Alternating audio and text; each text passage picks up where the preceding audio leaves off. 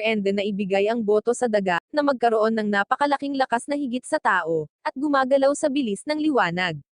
Nahuli ang bilangguan habang pinagmamasdan silang gumawa ng mga eksperimento ngunit buti na lang naligtas ng isang maliit na lola.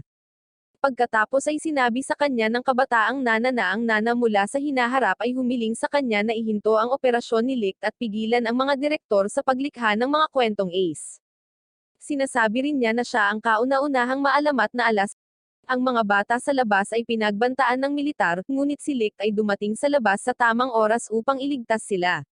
Makikita natin na nagtataglay siya ng iba't ibang kakaibang kakayahan, pagkatapos ay ibinalik sila sa loob ng 300 taon, at naiintindihan ni Hina na wala silang magagawa para baguhin ang kapalaran ni Licht dahil ang kilalang alas ay palaging magiging kanya.